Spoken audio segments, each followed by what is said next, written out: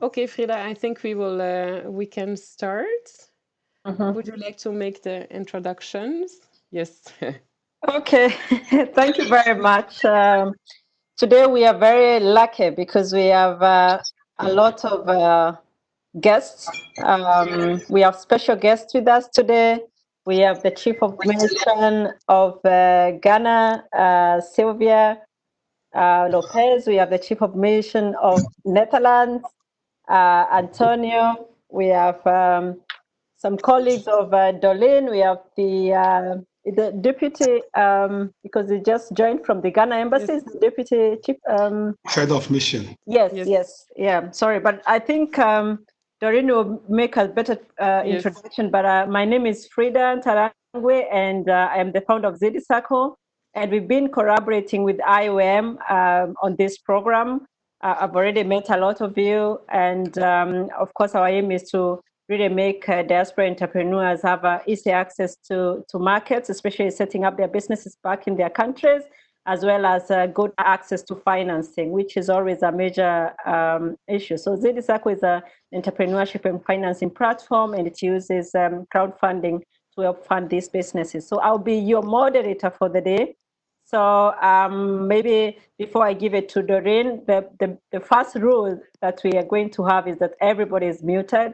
Look at your audio. If you're muted, it's good to mute, because then we're not going to have noise, background noise, or some baby crying as we continue. And the other thing is the question and answer. So we're going to have our presenters presenting till the end. And then after their presentation, we'll ask you to type your questions on the chat. So we're not going to talk, but type your questions, and I'm going to read them out to our guest speakers. So Doreen, I'm going to give it to you so that you follow the protocol. Thank you very much. Yeah. Thank you, Frida. So I'm trying to mute a little bit. Yes, so my name is Doreen de Ketele. I'm the project coordinator of the program ED4D, Entrepreneurship by Diaspora for Development. I'm not going to give an introduction on the program, because we'll have an introduction by the Chief of Mission of IOM Ghana, Mrs. Sylvia Lopez Ekra. We've been hosting, or we've been implementing this program in close collaboration with our IOM office in Ghana. So I would like to give the floor actually to Sylvia, who will do some opening words before we ask our speakers to present what they have for us in store today. So Sylvia, please go ahead.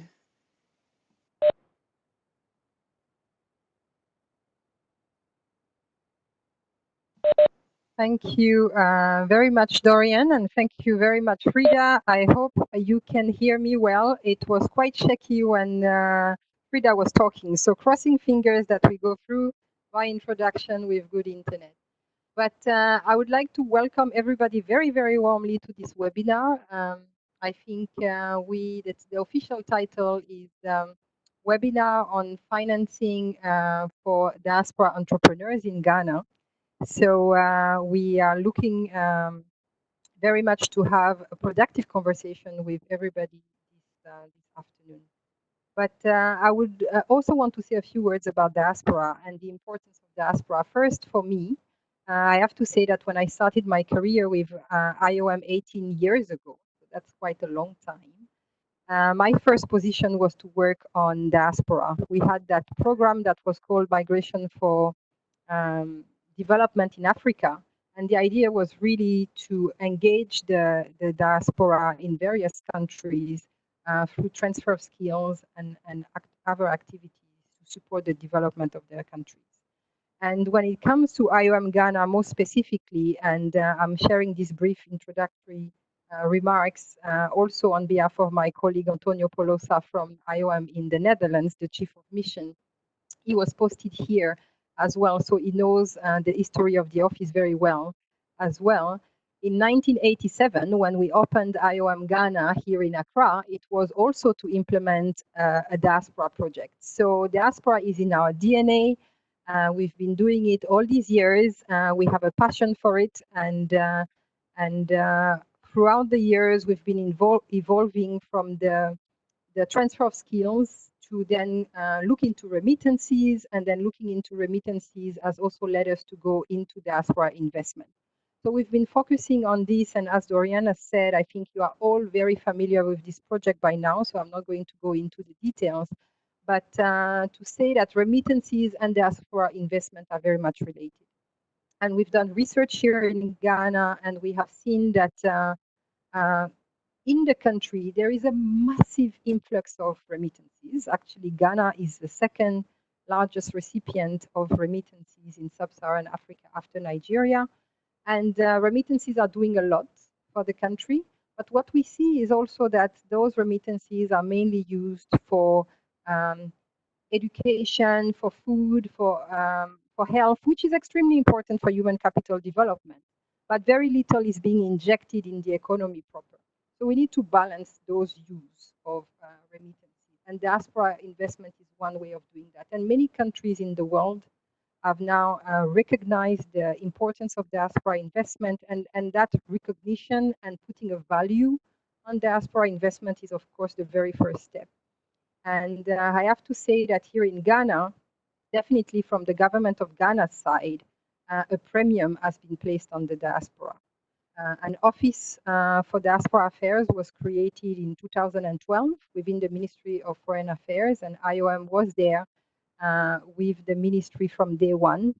And then more recently, this Diaspora Affairs Bureau at Ministry of Foreign Affairs was elevated and supplemented with a Diaspora Affairs Office within the presidency itself. It shows you the importance of the topic for the administration.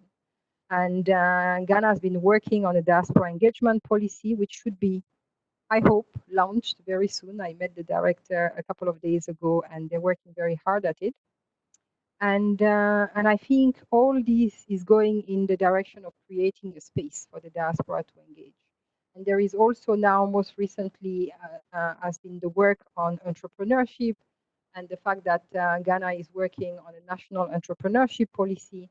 And we hope that in that policy, there will be all the building blocks to really enable a full participation of the diaspora in that space. So when I'm talking about building blocks, you know, there are many things that we need to see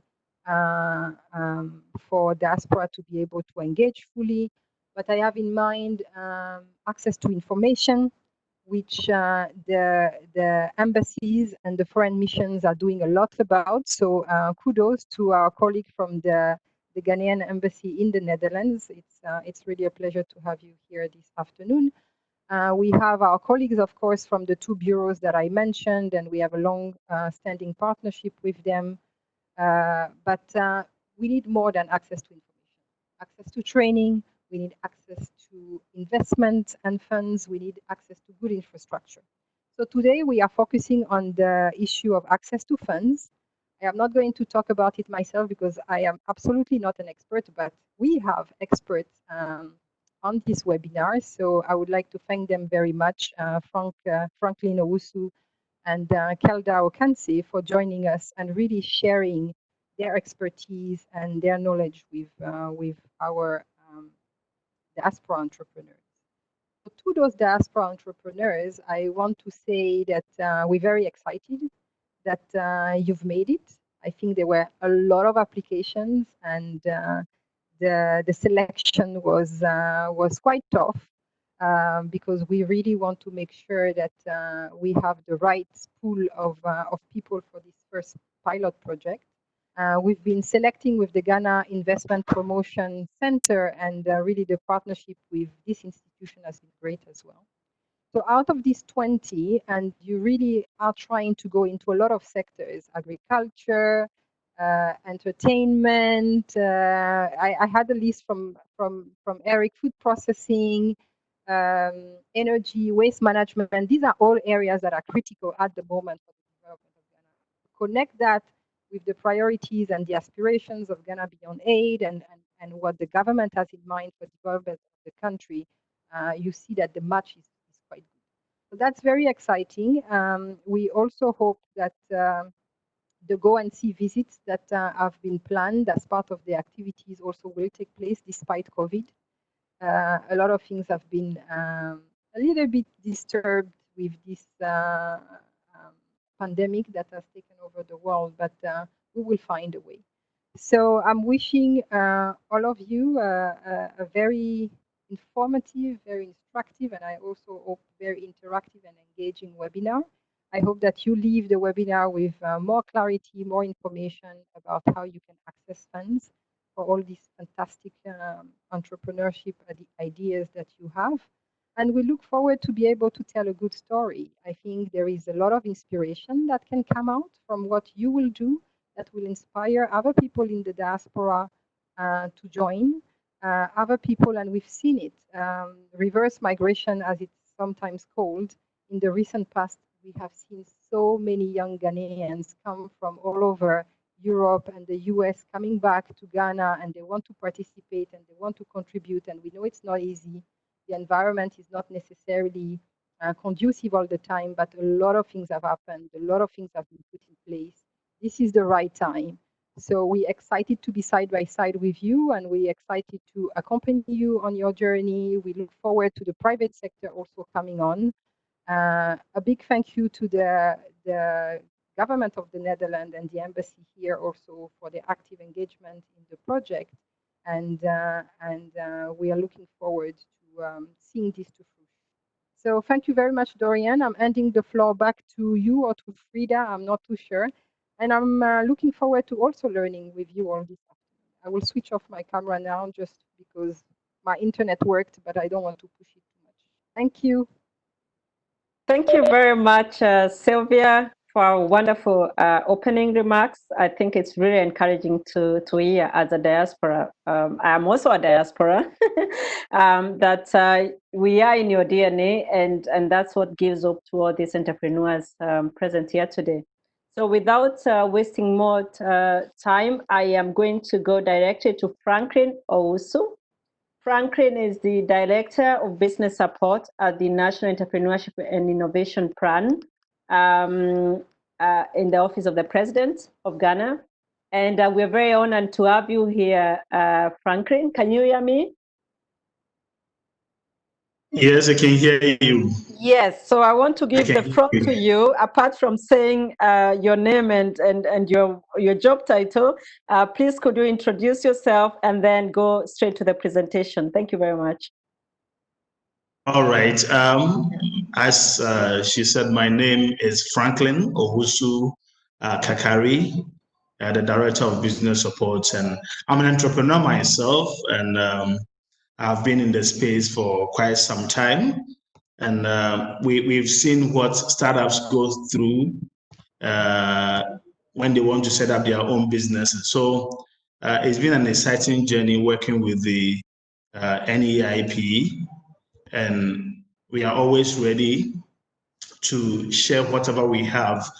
And Franklin has been, since I left school in 2006, I've never written an application for a job. We wanted to share with our young people that it's possible to do it in Ghana. So all the diasporans here, Ghana is a good home to come to. And I've seen Dr. Isaac Champo and co. These are experienced men who have done a lot in their lives. And we want to encourage the young people to come back home, and we can tell them that there are good things available for them in Ghana. And we are ready to share that with them. Now, NEIP, briefly, I'm hoping that my slides can move. Okay, just a minute. So my CEO is lawyer John Kuma. He's the CEO of NEIP. He last Saturday won the bid to be in Parliament on the ticket of Ejuso in the Ashanti region of Ghana. And I'm sure, all right, I'm sure he would have loved to be with us here, but he's on another assignment. We are launching one of the biggest greenhouse estate projects in Ghana come 21st of July. So he's currently at the site. The site is already working, and we want to curb the importation of vegetables into Ghana. And currently we have the largest greenhouse estate in West Africa. I'm sure anytime you are in Ghana, just get to me. I'll take you to our site to enjoy the beautiful thing that we are doing in Ghana. Now, let me go into my presentation. NEIP started operation in 2017. It was previously there as a youth enterprise support. That is YES, previous under the previous government. But the president of Ghana, seeing the need to really curb the high incidence of graduate unemployment, decided that we will make entrepreneurship one of the flagship policy initiatives of this current government. And on the 13th of July, it was set up. And it was set up to be able to ensure that we can be able to look at the large number of graduates who are churning out from the various tertiary institutions. Last year, for instance, we had close to 90,000 students graduating from the various tertiary and analogous institutions. Out of this graduate, after national service, there is a 1 year mandatory service to serve your country. Most of them, after the national service, only about 10% are able to be absorbed in the normal job mainstream. And if you look at the compounding, on the average, we have about 250,000 young people entering the job market annually. And just about 2% are able to find employment in the formal sector. And it was quite a serious situation. So the president decided that we have to do something drastic to curb this incidence of graduate unemployment and youth unemployment in the country. And as he said, that the single most important challenge confronting our nation is the lack of jobs for our people. And it is no longer just an economic issue.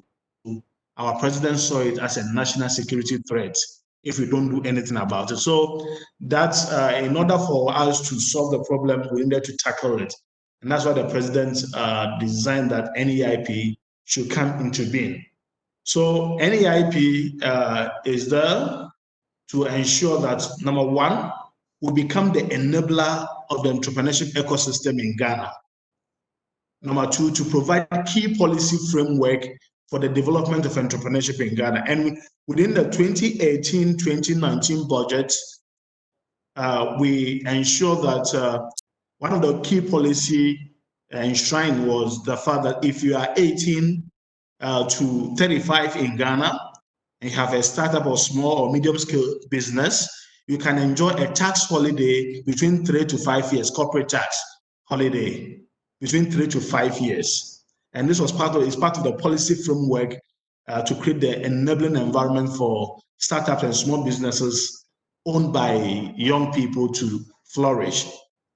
We also have a mandate to offer technical and business advisory service to support startups, micro, small, and medium scale enterprises.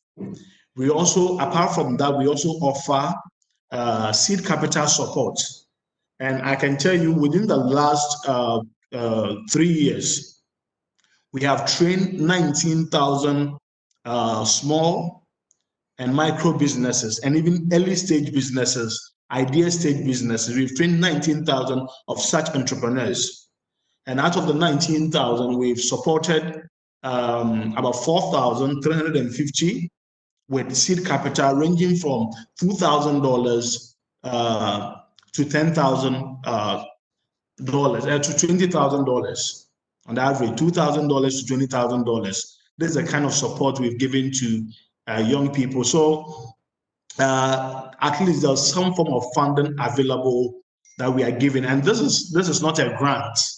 It's a revolving loan that you pay back. You have 2 years to pay back. You have about a quarter of a year moratorium. You have a quarter moratorium, 3 months to work with it, and you will start repaying, and you can pay within 2 to 3 years, and at an interest rate of 10%. I'm sure those of you in other countries, Europe or America, may say 10% is high, but my colleagues from Ghana, 10% is really, really, you cannot have that rate from any financial institution in Ghana. If you look at the trend now, currently, averagely, you can have a loan facility ranging between 21 to 24% per annum. But government has asked us to put those facilities we give to businesses at a rate of 10%, reducing balance. So actively, it's not exactly 10%, but even below, a little below 10% because of the reducing balance nature. So that's what we've been doing. We also, apart from that, offer access to market for the goods and services that is produced by these startups and micro businesses and medium scale enterprises in Ghana. You know, with the Ghana definition, when we say you are a startup, it's about 1 person to 2, micro businesses about 1 to 5, small, we have the lower small from 5 to about 12, 13. The medium scale start from about almost about 19 to 99.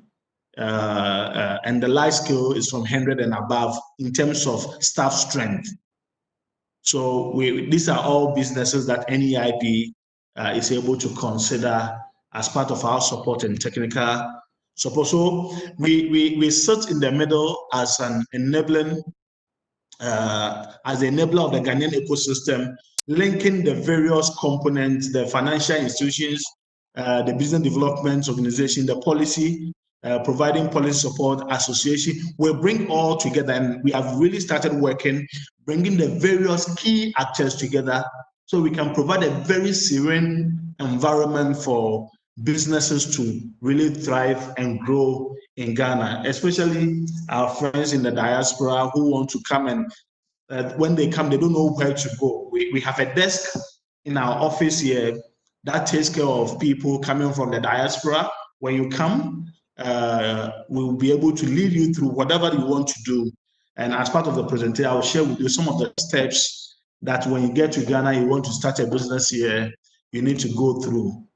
Now, over the years, the key sectors that we've been supporting are agribusiness and agro-processing sector, ICT, that's information communication technology. NEIP will also look at the sports, tourism, and recreation. And if you're interested, one of the key areas now we're critically looking, sanitation, waste management, green and ecological business is really key to us. The president has a key policy to ensure that our cities become very clean, and he wants to make Accra the cleanest city in Africa. So it's open to all those who want to come into this sector to be able to have, and we can share with you certain documents from the Ghana Investment Promotion Center of key areas that you really, if you want to situate your business, you can do that. Another area that was not really affected by the COVID-19, health, food, and beverage. And we have clustered these sectors together. And it's one of the key sectors that if you really want an investment to go in post-COVID-19, you critically need to look at. The health sector, the food and beverage sector is quite key. One of the key sectors also growing in Ghana, with the 19,000 that we have trained, we realize that fashion, clothing and accessories and beauty is also an industry that is growing in Ghana now. And if you have a special expertise in this area, it's a good area for you to enter in Ghana. The media, marketing and communication is also a key area to look at post-COVID-19. But manufacturing and industrial processing is key for us. It's one of the key areas that you really, if you have an interest in, you must come in. And real estate and construction is also another area. We have had housing deficits of over 2 million in Ghana. So it's an area we really need proper affordable housing in Ghana. You have the resources, you want to come, I think it's open, an open area you need to come in. Land is not so much an issue once you get the right connection to be able to help you acquire one. but you can even have partnership with people who can offer lands and you also offer the project on. Then there could be some form of sharing ratio in terms of getting partnership in this area. Transport, logistics, business and professional services are also growing. These are all areas that NEIP within the last 3 years have been hugely supporting. And the government of Ghana launched NEIP with a $10 million seed fund. And we have a mandate, we are leveraging, we have currently been raising almost $100 million to be able to pump into small businesses. So there's some form of hope for those who are already in and those who are also coming, that at least this is what we do. If you don't get anything at all, we are given, if your business idea is good, we have 3 key things we look at: sustainability, if the business is sustainable, if the business is profitable, if the business is also have the ability to create jobs. These 3 key things are really critical for us, and it has the ability to solve any of the 17 SDGs. We tell you that you are in good place to be able to access our funding, and we are raising these funds to support both indigenous businesses. There are a number of other people who are taking advantage. We've been to a couple of countries to share with them what we are doing in Ghana, and we have had a number of diasporans coming in. Some of them are coming into the greenhouse sector and other key sectors. So NEIP is very open to the diasporan community.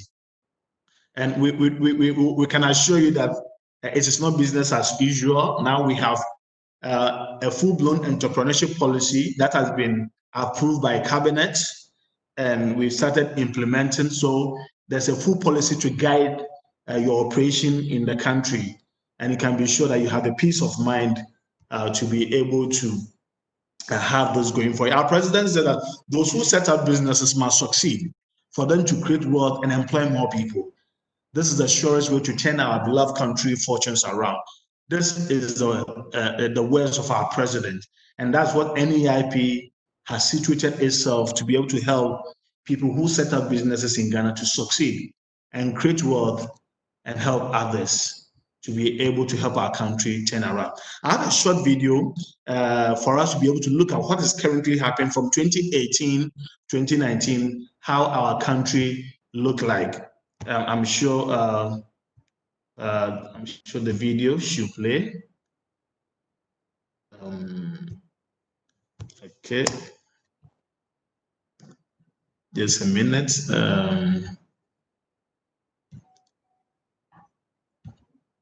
Right.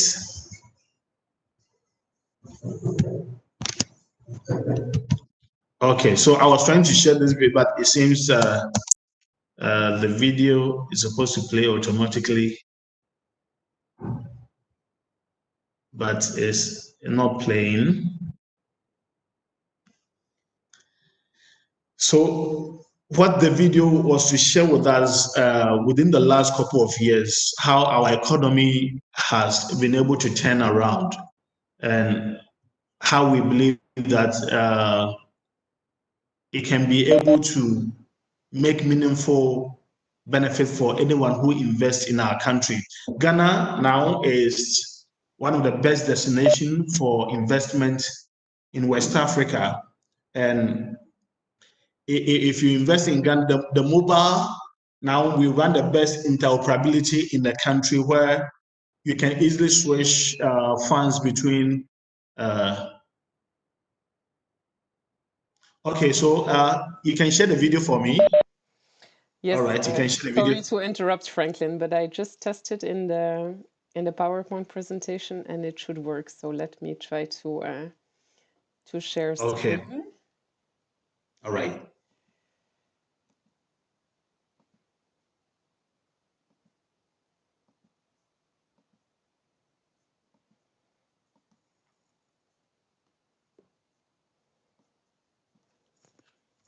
Doreen, Yes.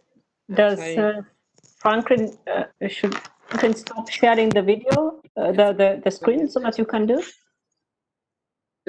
Okay. Yeah.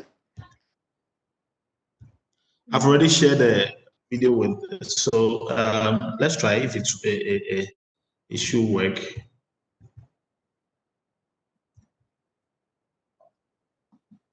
Okay, sorry, I think I have a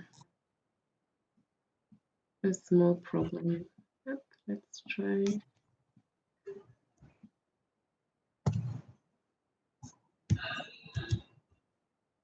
Can you see it now? Yes. Okay. We can't hear the body. All right, the sound. Okay.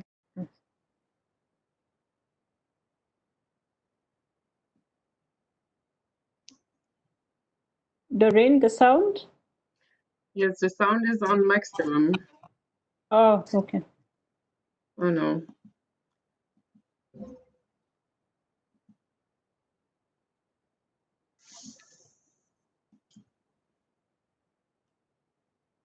I'm sorry, it's because we're sharing the two presentations at the same time. I think that it's getting confused.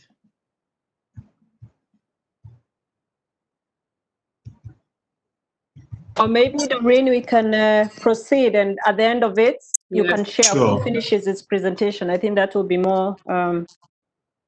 Okay. All right. Mm-hmm.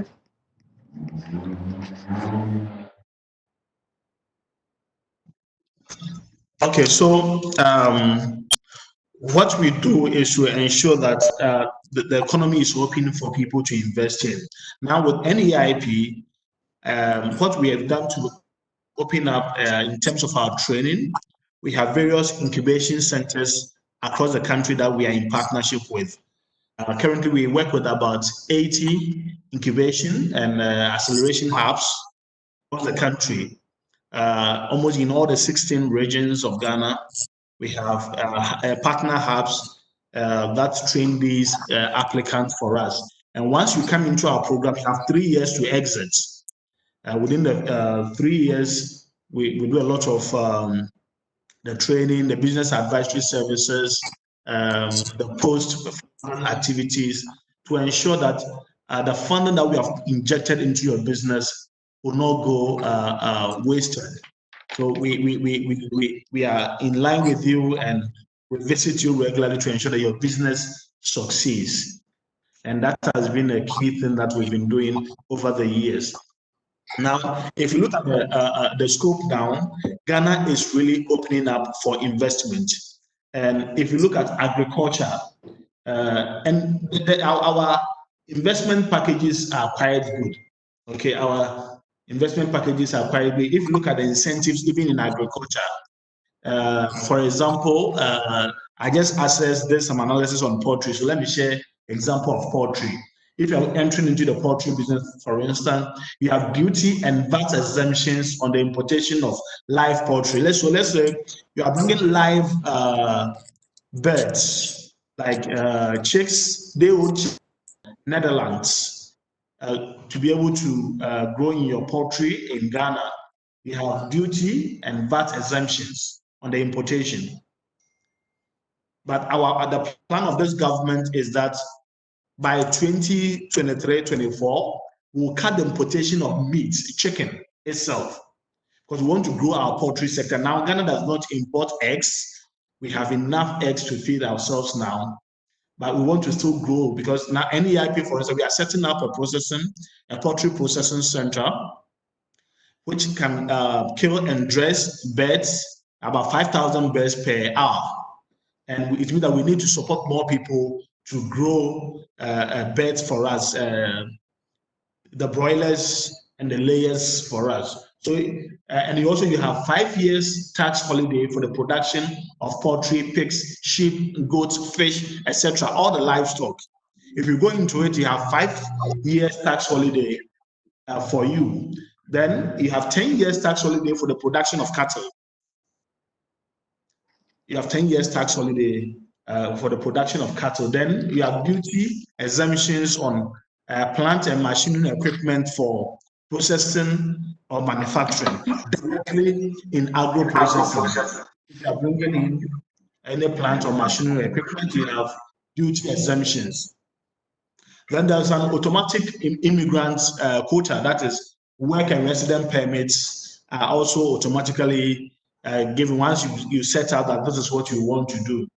The laws also permit farming losses. Let's say you are in farming. If you make losses for 3 years, or even a year or 2 or 3 years, the law allows you to carry your losses forward for 5 years of assessment. So if you make losses over the years, you can recoup your losses for 5 years until you can begin to pay taxes on your profits, and after the exemption period is over. And apart from this, other sectors, I don't have the time to share from sector to sector the incentives and the benefits that are there. But any sector that you are ready to come and invest in, we can guide you from NEIP to make sure that you'll be able to access all the benefits and opportunities that comes in doing business in Ghana. We want to become the best economy in Africa within the next couple of years. And we are on the, if not the COVID-19, but we believe that as we build resilience, it's going to be, as we say, adversity theory works in favor of nations that are hugely are affected with adversity. So we're going to use it as a stepping stone to be able to build our economy. I'll look at the questions that you have, and I'm sure we can answer these questions. Now, okay. Thank you very much. Franklin, are you done so that we proceed to the questions? Yes, I just have the few last slides for us to go. I guess about the steps you go through if you want to set up the business here in Ghana. And let me quickly go through that. Then we can be able to ask your question. Number one, if you want to have the procedures, my slides are not moving, so I want to quickly. Okay, so the first thing you need to do is to register with the Registrar General Department and to be able to be incorporated and have your certificates for commencement of business, your tax identification number, and your certificate of incorporation. Then the next one, you have to register with GIPC. That is the Ghana Investment Promotion Center. You register with them. Depending on if you have local partners, it has a different charge. If you are coming solely with foreign partners, it also has a different charge. We can give you the entire cost for registering with the Ghana Investment Promotion Council. And this procedure takes about 5 working days to register with the Ghana Investment Promotion Council. Now, previously, it takes 81 days to register your business in Ghana. But with the ease of doing business, Ghana is now ranked around 114 globally. It has come down. We are gradually doing well. So now you can do that within a week or two, get your business registered within a week or two. Between 7 to 14 days, you can have we are now even trying to digitize it so that within 2 days, you can have your business registered. Things are in progress now. Once you register with the GIPC, the next thing is to register with the Ghana Revenue Authority, GRA, and all enterprises must directly register with the authority to be able to enjoy even the exemptions that comes with it. Then most of the businesses also need to be able to register with the EPA, that's the Environmental Protection Agency, so that you can have an environmental assessment done for your business, especially when your business has a direct impact on the environment. You need to have the EPA done for you. When all these regulations are done, apart from this, there are other like Ghana Standard Authority and Food and Drugs Authority, FDA. So if you're into the food, beverages, cosmetics, drugs, and all that, you need to also register with the Food and Drugs Authority. And now all of them are trying to shorten the timeline for you to be able to get the processes done. And NEIP is there to guide you. We can, with us, when you come through us, we can even help you, sometimes give you a cover letter to be able to speed up a number of things for you in the process of getting yourself settled in with your business in Ghana. we are open and we are really ready to help you settle back home. There's opportunity also with the one district, one factory. And once you want to register with it, we can also help you. We just share a wall with the one district, one factory here. We work hand in hand together.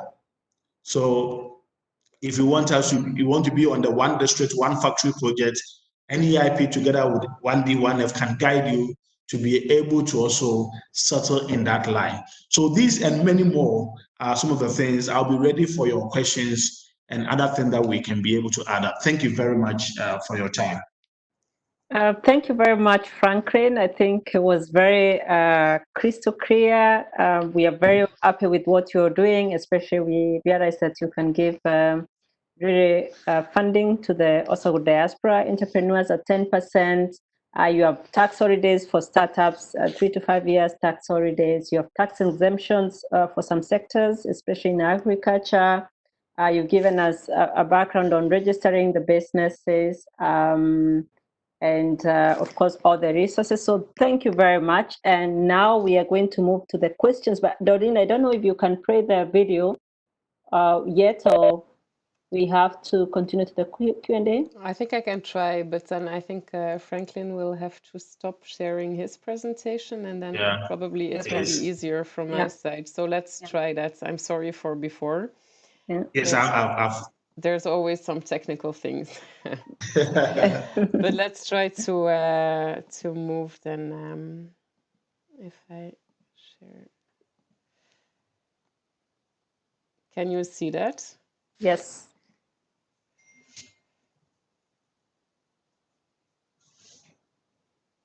But the voice is not there yet. No. No. Because it's on. It's then I don't know what to do because it's on the. Okay. It's on maximum sound, so I don't know. Okay, I'll try if I can play it directly, not from the PowerPoint, but from my laptop directly for you. Okay, just a second. Let me then stop sharing. Okay.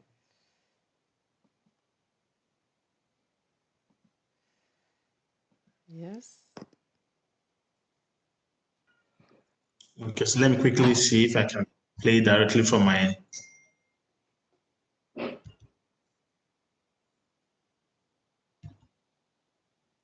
If it would not work, we always have the option to share the presentation to our audience, and then they can also watch it. It's been disabled, right? Yeah, it's been disabled. So I think we can be ready for the questions. We can send to all the participants the entire presentation. They can watch the video. Yes. And I think that's the best option. So let's then move to the questions. I saw there's quite some questions. Frida, would you like to ask the first question? Yes. Unfortunately. Okay, so I can see them from here. One is saying that, so I can start from the top. Each one, one said, are the activities more centralized in the capital? Okay, so let me just begin from what are some of the practical measures the government has taken to support and collaborate with IOM Diaspora Project? I think this is the beginning of the collaboration, and we are ready to collaborate with IOM and look at the diasporans who are ready to come to Ghana to invest, and so that we can look at all the tax exemptions and all that is in line. So NEIP is open to collaborate with IOM and to see the way forward for all the diasporans. I think let me read for you, Franklin, so that we move faster. Okay.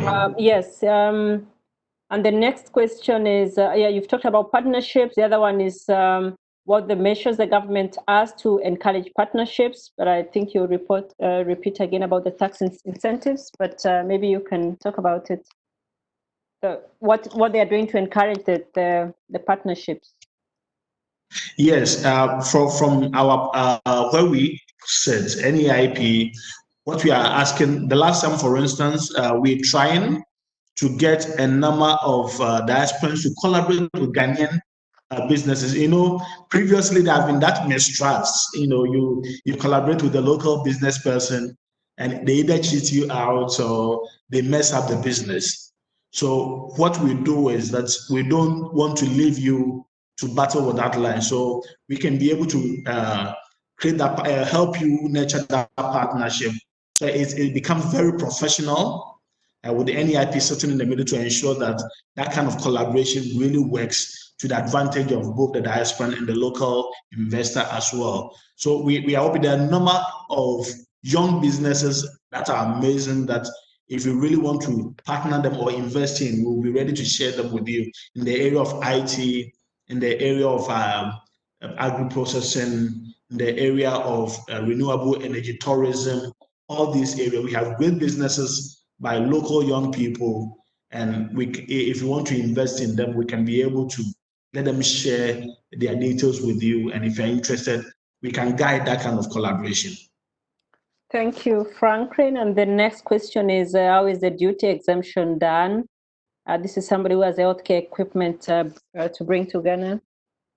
Okay, so what happens is that you submit your letter. There are three things we ask you: your business registration certificate. When you have that one, then all the document concern that the machine you are importing, then a cover letter from you. You bring it to NEIP. If you take it directly to JRA, you may not have the exemption. This is something that was promulgated by NEIP in terms of, especially for those who are within the ages of 18 to 35. When you bring it to our office, we'll work on it and put a cover letter to it, and it will be taken to JRA, and they will process it from there for you. So once you are in, get to us. We have a full officer in charge of these exemptions that have been announced by government from our office. Thank you, Franklin. The next question is, do indigenous businesses need to register with the GMPC? Yes, there's indigenous businesses also can register. They have their fee is even less. I think it's about 1,000 cedis, which is about 200, almost $200 for indigenous businesses. So there's room for indigenous businesses, foreign businesses, both local and foreign partnerships. They all have the opportunity to register with the GIPC. Thank you. And Antonio is asking, in case of legal disputes, land ownership titles, where the business is located, what is the envisaged time turn and for a court ruling, for example? Court ruling in Ghana sometimes can be very, very, very lengthy. So some of the issues, when you go, they even will refer you to the ADR, Alternative Dispute Resolution, which is quite quick for us to be able to iron out those issues quickly, especially when it's about land litigation. Unless it's very fierce before the court will decide that. But when it's such a matter that can be dealt with at the ADR, the Alternative Dispute Resolution, it will be dealt with there so that everything will be in line. So.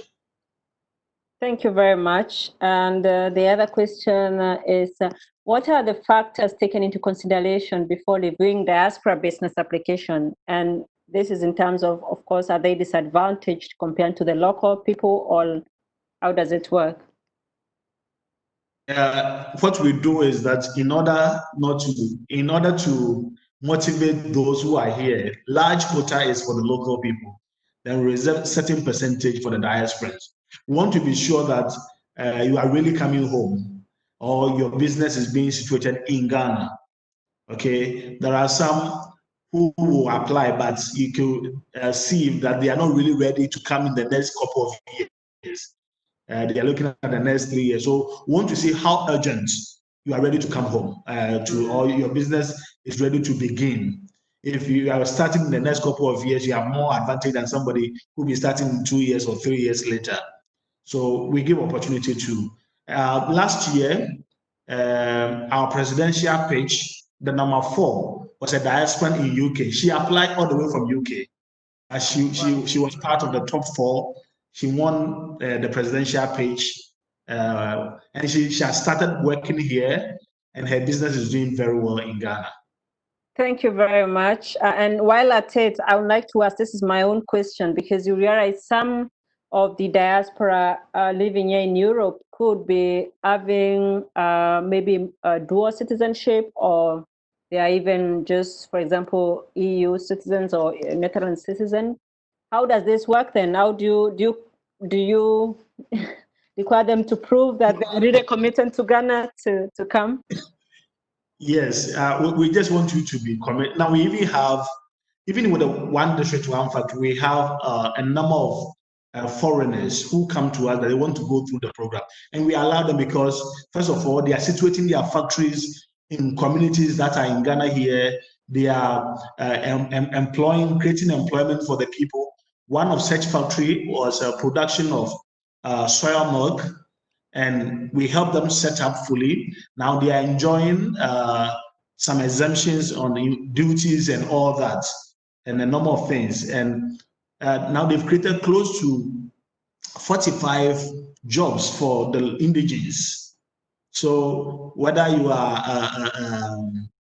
a dual citizen or even a non-citizen, we welcome you to be able to, once whatever you are bringing can have an impact on the economy and on the local community, we embrace it. Thank you very much, Franklin. I think we are going to answer the last two questions and then we move on to the next presenter.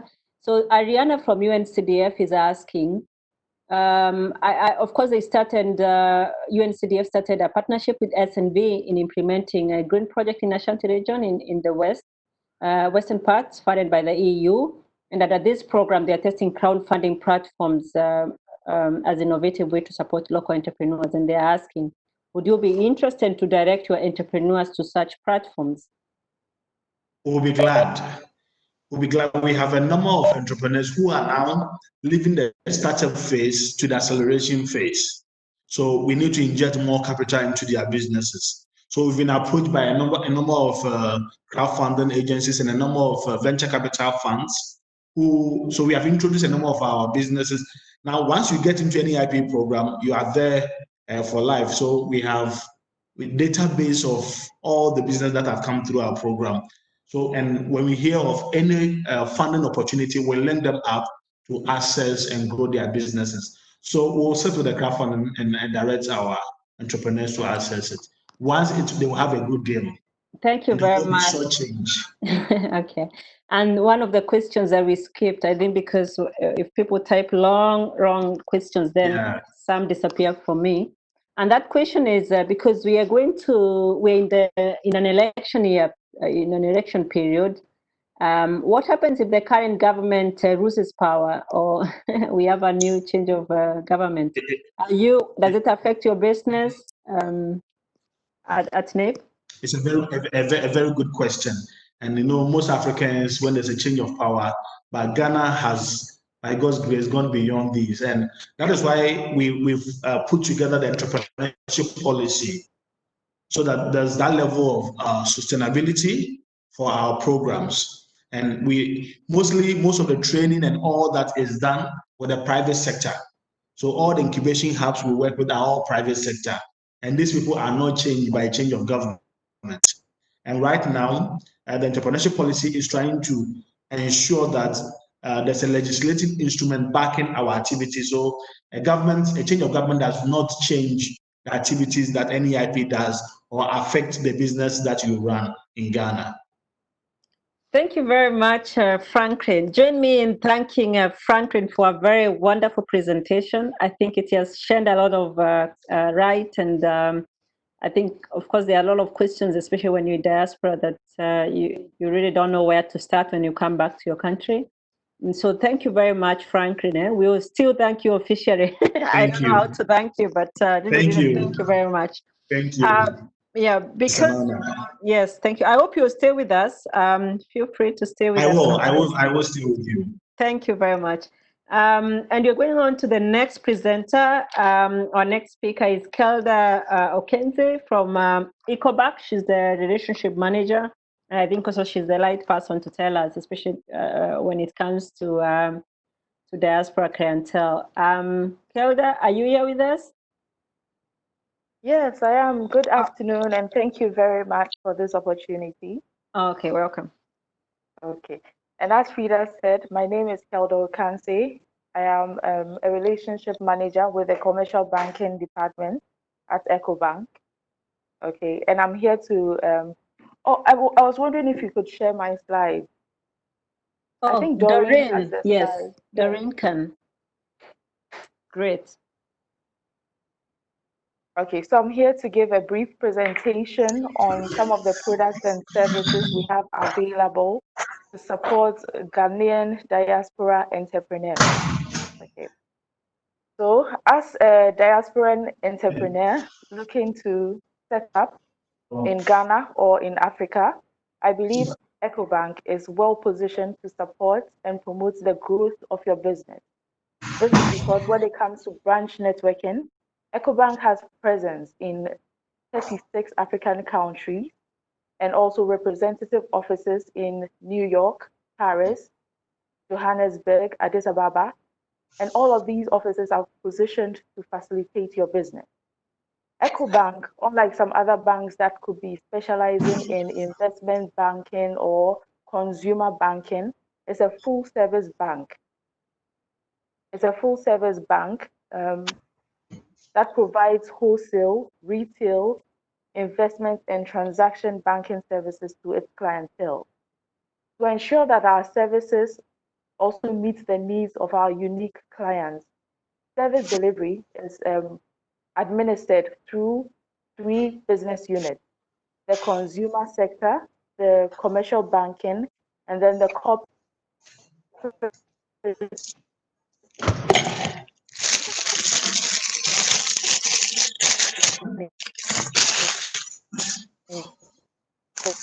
Uh, Kelda, I think we are losing you.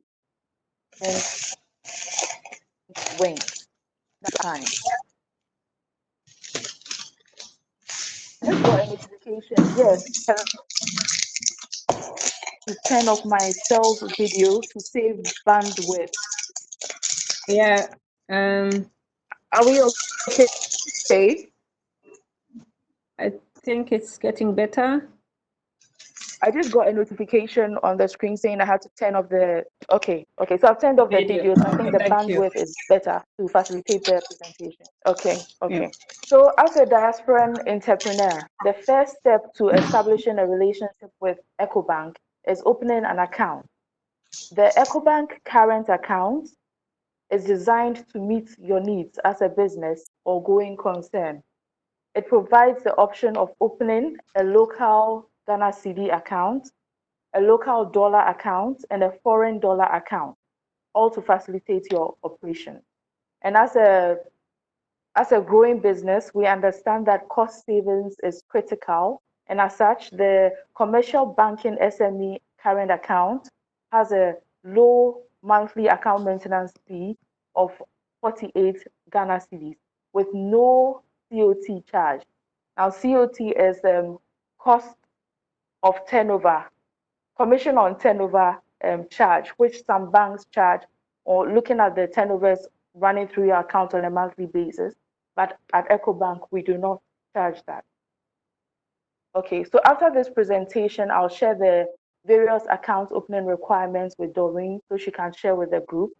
But for registered businesses, at all times, we would require the company registration documentation and the IDs of the shareholders and directors of the business, in addition to the other documents which I'll share with Doreen for sharing with you.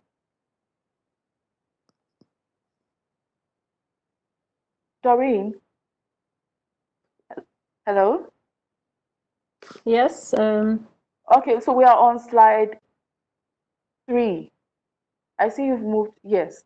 So now how can EcoBank help? As I said, the first step to establishing a relationship is to open a current account, and I've given you the features of the current account.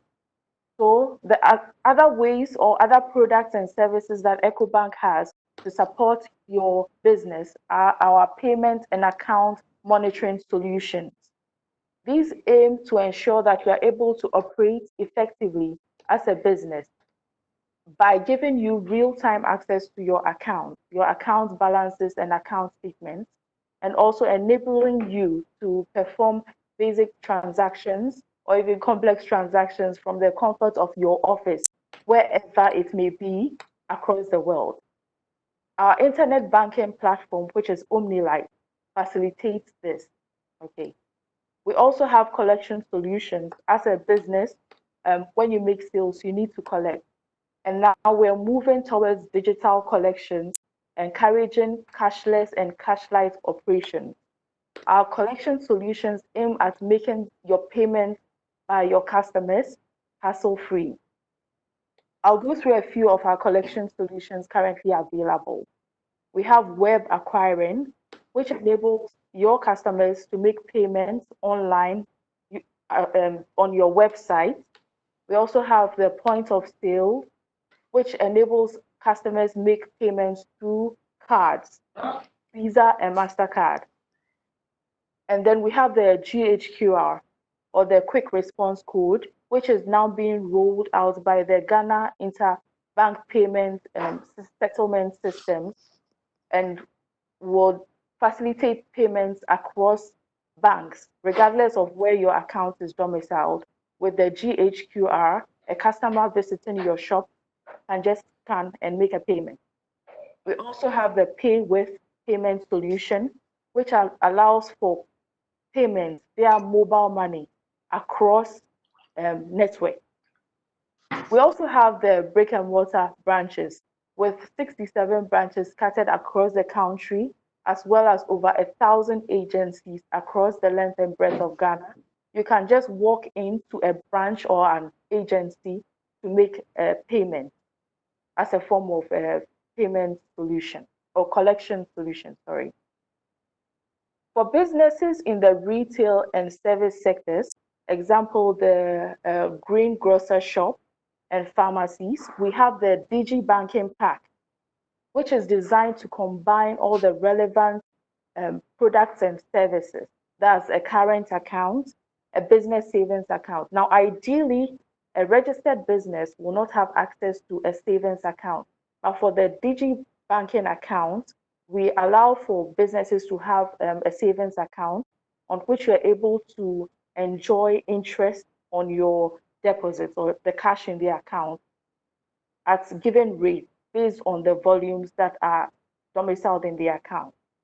The Digi Banking Pack also has all of the payments and collection solutions I've already outlined. The unique benefits of the Digi Banking Pack account is that it has a zero account maintenance fee and also has the business savings account. And those who sign up for the Digi Banking Pack, those who qualify for it, can also access a merchant cash advance product, which I'll talk more about in my next slide, which addresses financing opportunities with EcoBank. Doreen, kindly move. Okay, so we have the next slide. Okay. So upon establishment of your business with the demonstration of reliable cash flows, a business can apply for a facility to finance its operation. The general categories of financing accessible to businesses include working capital support.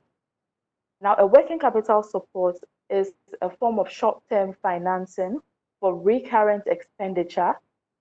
An example of recurrent expenditure being production and manufacturing consumables, utilities, salaries, and other operating costs. So to finance these costs, you'll be looking at a working capital support, which is short-term, less than a year. Another form of financing available to our customers is the medium-term loan, which is mainly for CAPEX or capital expenditure.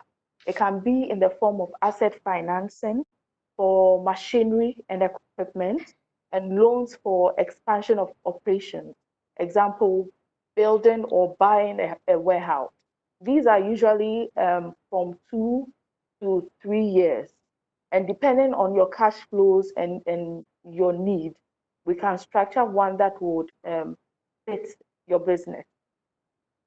Although the requirements would differ depending on the purpose of your request and information, available. Typically, we would request that you provide us with 3 years financial statements, cash flow projections spanning your proposed tenor for the facility, a company profile, and a business plan. This will enable us assess your facility, your financing need, and to able to structure a facility which you can pay comfortably. Now, I'll talk about the merchant cash advance facility, which are for businesses engaged in the retail and service sectors with the DigiBanking Pack account. Businesses qualify to access the merchant cash advance facility to finance short-term working capital needs. The amounts applicable will be based on the turnover of the business routed through the DigiCurrent account. Companies can access 50% of their average monthly turnovers up to 200,000, and it's payable in daily installments over a 30-day period. There is a fee of 3.5% flat, which is also spread over the 30-day period, and this facility comes at an interest rate of 0. Once successful repayment is made for the business loan, the company can reapply for another working capital facility, and the total tenor available is 1 year because it's a short-term working capital support. As the first bank in Ghana to attain the Green Climate Fund accreditation, EcoBank also encourages businesses to go green and stands ready to support ventures in that sector with advisory services and networking where needed for financing opportunities.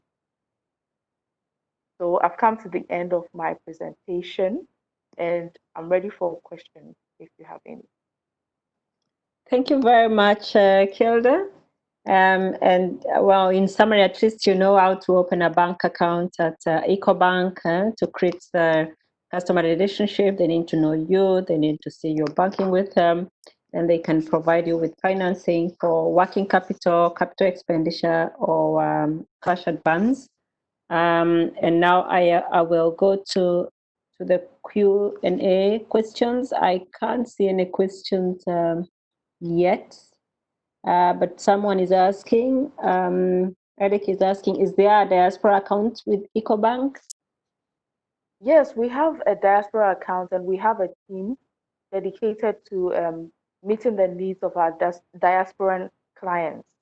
But for the account opening, it's still a current account that you can operate locally and use for your general operations. So there is a diasporan account available. Thank you very much, Kelda. I think also at the end of the presentation, well, later you can share with me the maybe account the contacts, requirements, but also the relationship manager. I know you're the relationship manager, but the person doing the diaspora accounts, so that when they come, they are not stuck. They can also open from here, or should they contact you directly? Yeah, you let me know. Yes, the other question. Give you the details. Yeah, thank you. And the other question is, does the change of government affect your business? I think the election thing that is happening is currently going on is worrying people. So if the new government comes in place, will it affect EcoBank in any way?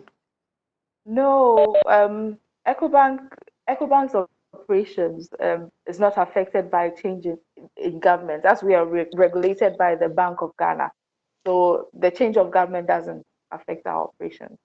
I think it was a question that I think Franklin was just replying to Richard's concern earlier. Okay. So we can move to the next question. Oh, that was Franklin. Oh, okay, sorry. And the other question is, what are the interest rates from EcoBank? Maybe you can give us a summary or high-level indication. So typically, the interest rate will depend on exactly what we're financing. We need to assess the risk profile of the project we are undertaking. Okay, so on a case-by-case basis, we can address the interest rate issue, looking at your company profile and the risk we are taking on by financing you. But Kelda, what's the range? Because I know banks have range. You know, what is the range? It's okay. So typically for a business, we're looking at between 23 to 25%, depending on your risk profile and the project we are undertaking, also the tenor of the facility, as well as your collateral. So even though I've indicated that it's between 23 and 25, it's definitely on a case by case basis. It could be higher or lower. It's negotiable. Yes, please. That's clear. Someone is asking, if someone walks into a bank with a good pitch for business, what kind of assistance would you offer that person? A lot of us diaspora have good ideas but don't have capital. Would you tell us if there is possibility for this, for funding, especially for starters? Okay, so for starters, because we've been in the industry for a while, we know some other companies like the angel funds who can lend to the startup. From experience, we've realized that direct financing or commercial loans for startup tends to impede their operations because they come at quite a high cost.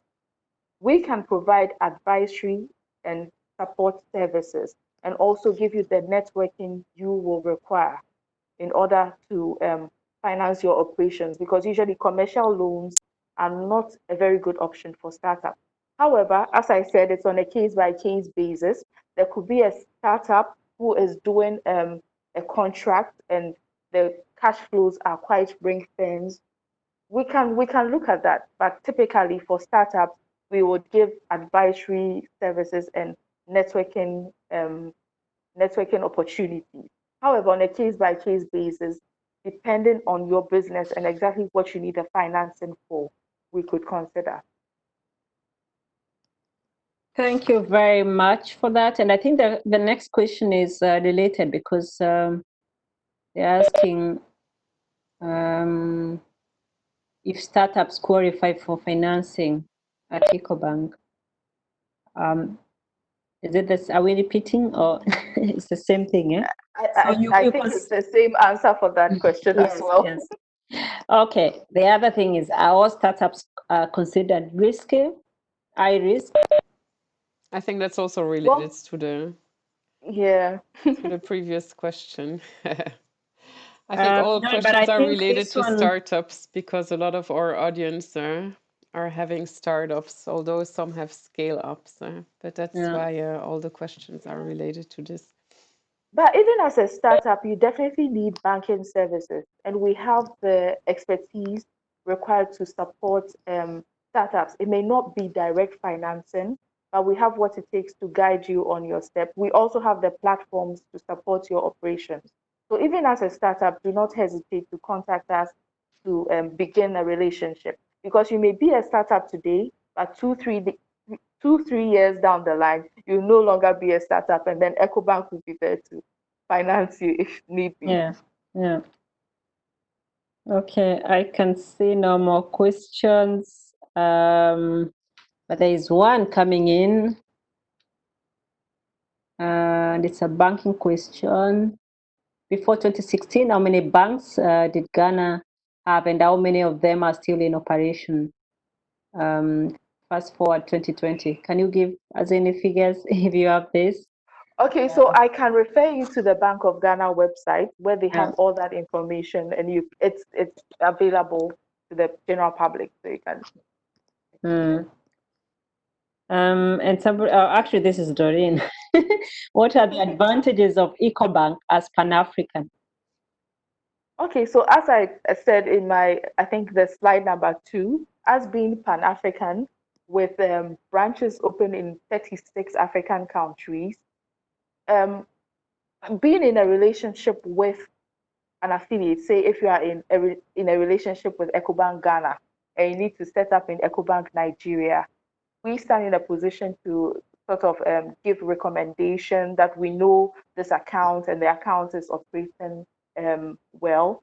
So if you may require financing, even in EcoBank Nigeria, we could give them some attestation to your operations in EcoBank Ghana, because we are all related in the same family. I hope I've answered your question, Doreen.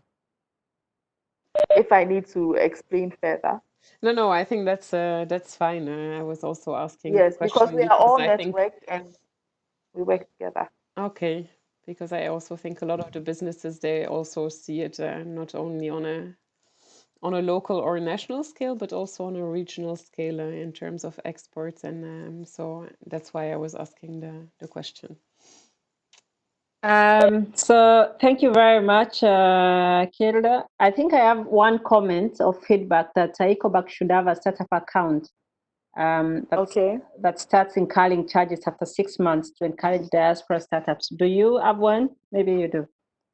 Okay, that I'll have to find out and get back to you on.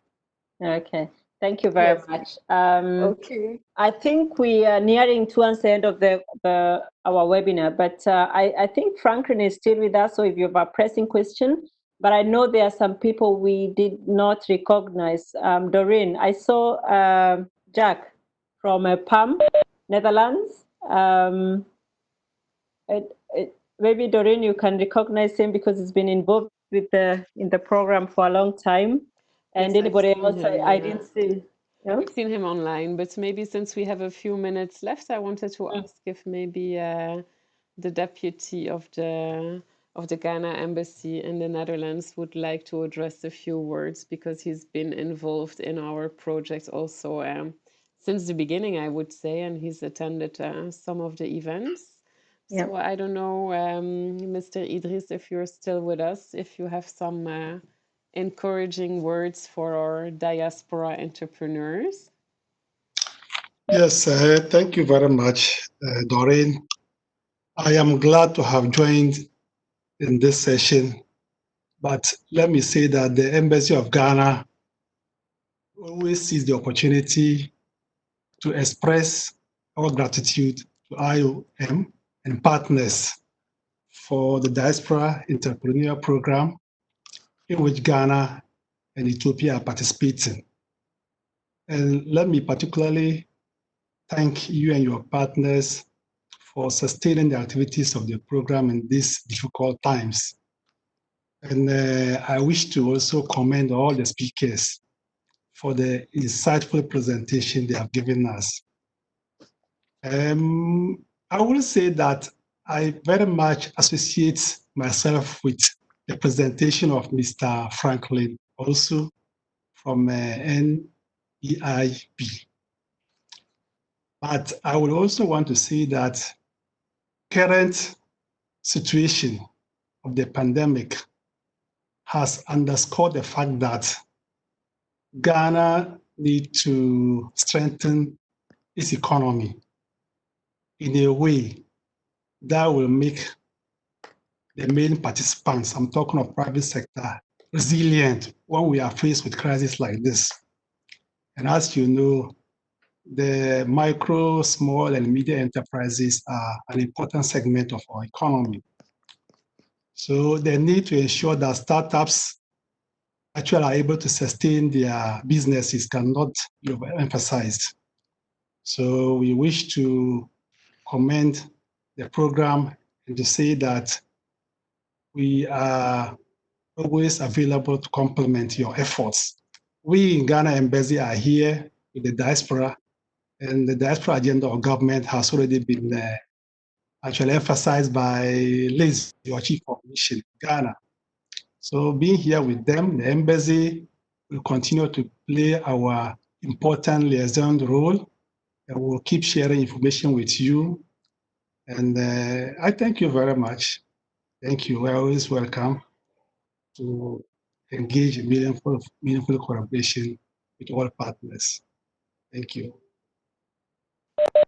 Thank you so much, Mr. Idris. Yes. It's always nice to have you at all our events related to this pilot project.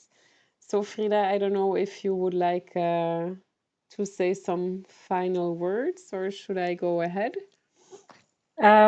Yes, you could. I also asked Antonio if he could give a vote of thanks, but I didn't hear back from him. But it would be nice to hear the end of mission of the Netherlands to give a vote of thanks.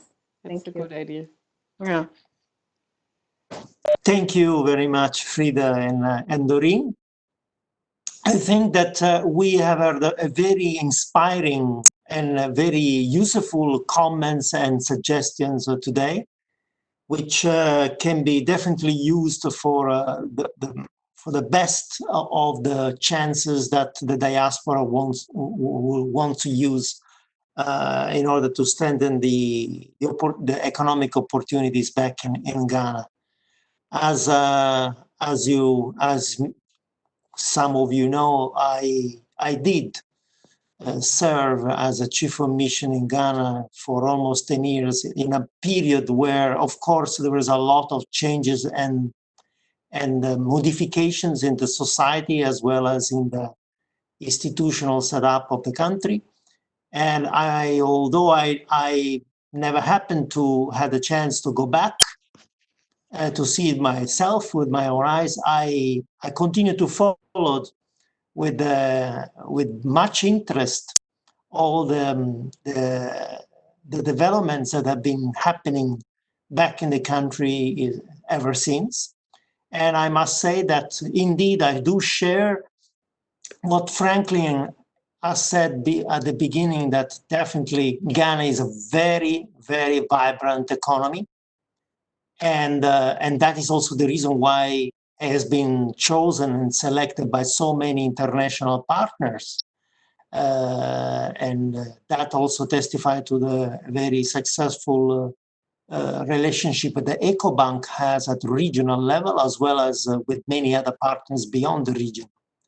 So to conclude my vote of thanks, I think that there is still plenty of work to do. The COVID-19 crisis, of course, is a strong reminder of how still weak we can be. But I think that where is the will, there is the way. And I think by sharing experience, sharing knowledge among diaspora as well as officials and interested individuals, I think we can all gain from that and to move forward in a more positive and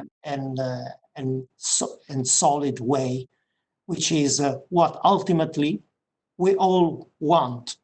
We all work in different aspects of this endeavor, but ultimately we all want the same thing: to have a success story to strengthen for the generation to come.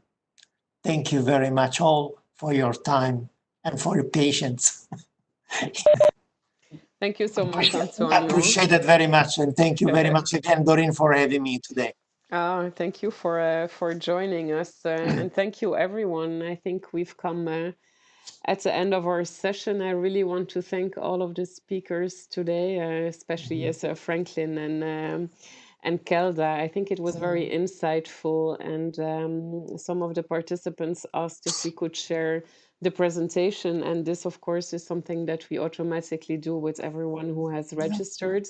We also have the recordings of this session so that we can watch it a second time, because I think there was so much information that sometimes it takes a little bit of time to digest or to look it up again.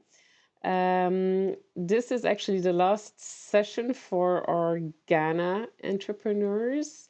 We've started 5 weeks ago, and we've tried to have every week different types of speakers to allow the participants of our program to have insights in different support systems that exist and different ways in getting investor ready. And I hope it has been useful to you. I think we managed to have a quite impressive lineup over the past weeks. Of course, this is not the end of our project at IOM. We still have the Go and See mission that will hopefully take place when this whole COVID-19 situation has calmed down a little bit. And at IOM, we of course stand ready to help you wherever we can to make your business successful, because we really believe in the potential of every diaspora entrepreneur, because you all have something innovative to add. You have a different way of viewing things, maybe locally, but still you have the connection and a very strong urge to want to do something in your country of origin. So we really hope to have some success stories also out of this project, because also for IOM the Netherlands, it's a pilot project, and we would really like to extend it further. So the more we can help you, the more successful you will be, and the more it will help other entrepreneurs to walk the same journey, I think. So yes, I wish you all the best. Of course, we will stay in contact. Doreen, Yes. I think we should all turn our cameras on. So Yes, we always forget. We would like to make a group picture. So if everybody would like to put the cameras on, then I can take a print screen and we can have a whole we can have a family picture. So please put on your cameras and then try to smile. I just see, I only see a couple of faces, so I'm not sure if we will get everyone, but let us try to have more people. You can put it on raster screen and then you can see everyone. I can also take the picture if you like. Okay, so how do I have to put it on master screen? I'm sorry. You can take a picture. Right upper corner. Yes. Two. Yes. And then the left one. Yes. Yes. Now it's working. Okay, so is everyone ready? I say 1, 2, 3, and then we have the nicest smile. I can see, Richard, you're cycling or you're walking in the streets. Okay, 1, 2, 3, picture. I think it will be a nice one.